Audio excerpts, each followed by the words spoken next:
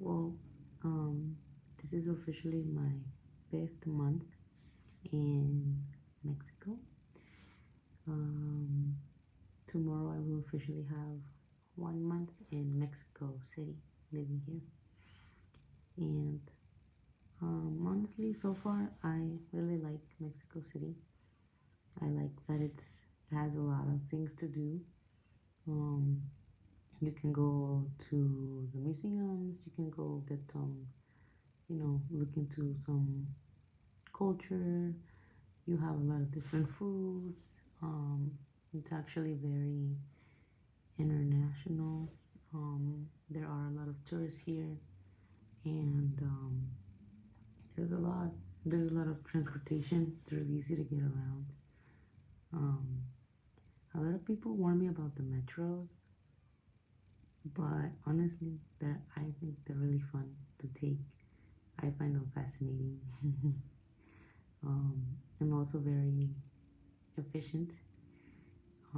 They're very fast to be able to get around the city, and they're very practical and cheap for, I think it's 5 pesos. Um, as long as you don't go outside the station, you can go as far as you want, transporting within the metro system.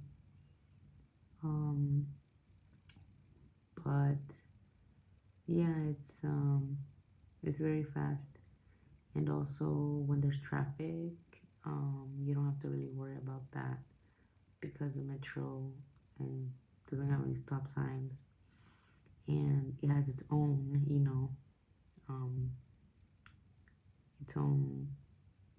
railways, so it doesn't go on the street, so it doesn't get disrupted unless they say that it rains or something happens, but so far it hasn't happened, so that's good. I've made some friends in New Comienzos. I'm doing like a volunteer part-time job as an English teacher through Dream Teach. They're not New Comienzos, but they share the same office area. They are supported by them, not monetarily, but they try to help out, promote and stuff. It's not a lot of money. It's like 1,300 pesos per group that you finish, which is 8 sessions. But I am doing a graduate program right now, as a translator from English to Spanish, and it's from Monday through Thursdays, 3 p.m. till like 7 p.m. And then on Saturdays I have French class from 2 p.m. till 7:30 p.m. So I don't really have a lot of time. So for now it's okay. I mean, it's a good experience, so I don't mind. I have made like 2 acquaintances at the program that I'm in at school. One of them, she lived in the States, so for like 2 years. She had a visa, student visa, so she was actually around during the whole DACA situation, whether it was gonna go away or not. So she understands my situation a little bit, opposed to most Mexican citizens who always kind of find themselves puzzled as to why I came back. They don't really know what it's like to be undocumented in the US. Some of them have gone to the US, with a visa, so that's why they don't really seem to understand, like, well, why'd you come back? Like, what do you mean you can't go back? Or what do you mean you had no choice but to come back?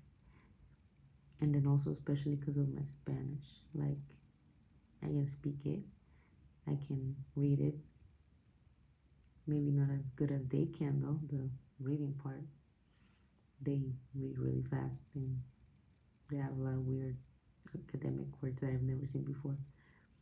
But my grammar, I thought my grammar was okay, but it's worse than I thought. I have no idea about the accents or um subordinated like sentences or something, and I don't know. Their grammar is something else. So we have to take Spanish grammar classes, which is good because I have like elementary type of grammar, Spanish grammar. But I mean, I hope I can learn, and um, hopefully in the future I can get another job once I can work a little more. Hopefully in the summer. But I mean, my birthday was okay. It was my first birthday celebrating without my family. But I had some coworkers who took me out to eat some ramen because I love Japanese food. And we had some coffee after and had a cake. So something small, but I really did appreciate it though. It meant a lot to me because I really thought I was gonna like spend my birthday alone. So it made me a little happy. So I mean, it's not easy yet still to be here like 100% like, oh, it's like breathing now. There are some times when, you know, I miss my life in the States, but you have to make some sacrifices. So I try to stay busy for now. I try to go to the gym, you know. I have a pretty busy routine with school and volunteering and going to the gym, but I think that's what helps right now, just staying busy.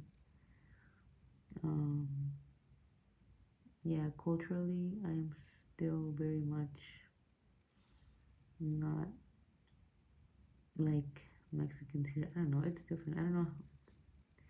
It's a strange thing that I still feel differentiated from Mexicans. It's like, oh, there's Mexicans, and then there's people like me who are also like new comienzos, like, you know, we're Mexicans, but we're not. So, I don't know. But that's why I like to go to the office sometimes.